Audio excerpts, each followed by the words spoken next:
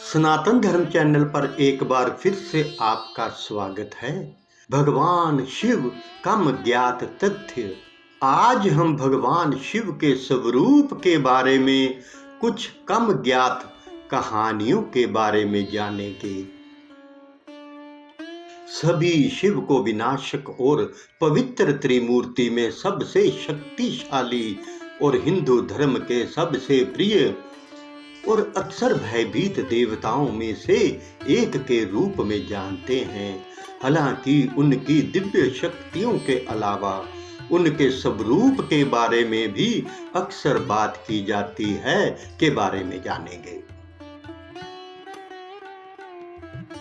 समुद्र मंथन के दौरान जब देवताओं और असुर मंथन के दौरान निकले अमृत के लिए लड़ रहे थे तो उसके साथ एक चिपचिपा काला झाग भी निकला, एक घातक जहर जो पूरी दुनिया को नष्ट करने की शक्ति रखता था। जहर को देवताओं तक पहुंचने से रोकने के लिए शिव ने सारा जहर पी लिया, क्योंकि उनकी पत्नी पार्वती ने उनकी गर्दन को कसकर पकड़ रखा था। इस तरह जहर शिव की गर्दन में ही रह गया और आगे नहीं जा पाया। इसलिए शिव को नीलकंठ, जिसका अर्थ है नीली गर्दन, कहा जाने लगा।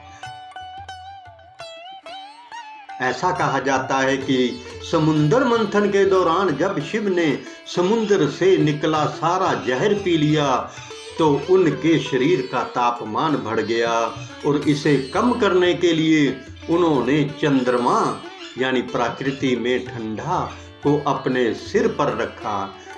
ये कृत्य किसी भी मनुष्य के चर्म बिंदु का भी प्रतीक है।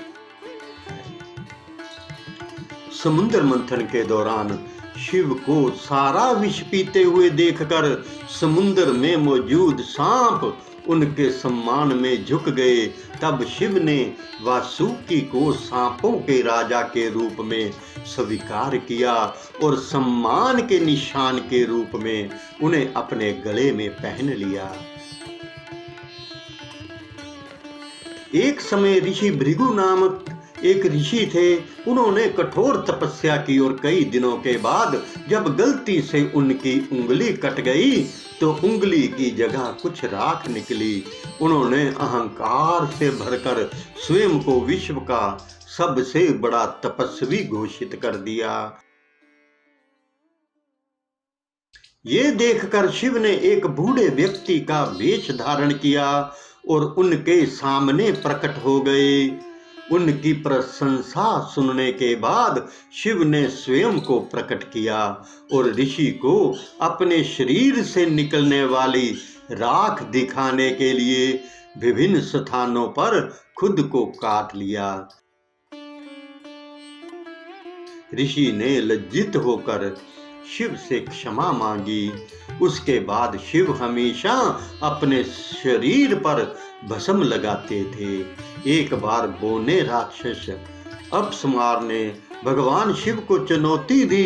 तब शिव ने नटराज का रूप धारण किया और प्रसिद्ध तांडव के दौरान उसे अपने पैर के नीचे कुचल दिया।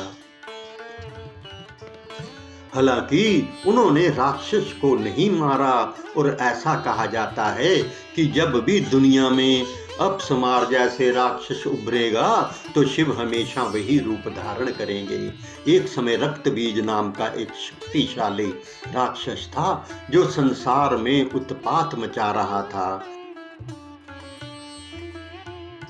उसके विनाश को समाप्त करने के लिए सभी देवताओं ने देवी दुर्गा, जिन्हें पार्वती भी कहा जाता है, को बुलाया। उन्होंने तब खतरनाक काली का रूप धारण किया। एक बार जब उसने रक्त बीज को मार डाला तो वह रक्त के लिए अपनी नई इच्छा के कारण उग्र हो गई और कोई भी उसे नियंत्रित नहीं कर सका। ये देखकर शिव ने उनके रास्ते में लेटने का फैसला किया। क्रोधित होकर काली ने शिव पर कदम रख दिया, लेकिन तुरंत ही उसे अपनी गलती का एहसास हुआ कि उसने अपने ही पति पर कदम रख दिया है। इससे उसकी जीभ बाहर निकल गई और वह जल्दी ही शांत हो गई। एक बार भगीरथ के पूर्वजों, जो इक्ष्वाकु वंश के एक महान राजा थे, को ऋषि कपिला ने शाप दिया था। केवल दिव्य नदी गंगा ही पूर्वजों को पवित्र कर सकती थी और परिवार को शाप से मुक्ति दिला सकती थी। लेकिन ऐसा करने के लिए पूरी दुनिया में बाढ़ ना आ जाए, इसके लिए गंगा के भूस्खलन को नियंत्रण करना होगा। इसलिए जैसे ही गंगा नीचे की ओर उड़ी, शिव ने उन्हें अपनी जटाओं में फंसा लिया और उन्हें 7 नदियों भगीरथी, जाह्नवी, बिलंगा, मंदाकिनी, ऋषि गंगा, सरस्वती और अलकनंदा के रूप में छोड़ दिया। ये सभी आज तक किसी ना किसी बिंदु पर मिलती हैं और गंगा के नाम से जानी जाती हैं। एक बार शिव किसी कारण से क्रोधित होकर जंगल में चले गए और एक भांग के पेड़ के नीचे सो गए। जब वह उठा तो उसे भूख लगी और उसके पास पेड़ की कुछ पत्तियां थी, जिससे वह तुरंत खुश हो गया। उस दिन से शिव भांग से जुड़े हुए हैं। सुरभि, जो गांव की माता थी, उसने कई और गांवों को जन्म दिया और उनका दूध निकाला। इस प्रकार एक बार शिव के घर में बाढ़ आ गई। क्रोधित शिव ने अपनी तीसरी आंख खोली और गांव पर कहर बरपाने ही वाले थे, तभी सुरभि ने क्षमा के प्रतीक के रूप में उन्हें सबसे भव्य नंदी बैल प्रदान किया। तब नंदी शिव के वाहन बन गए और सभी गांवों के रक्षक भी बन गए। आज तक शिव मंदिर में जाते समय नंदी से प्रार्थना करने की प्रथा है।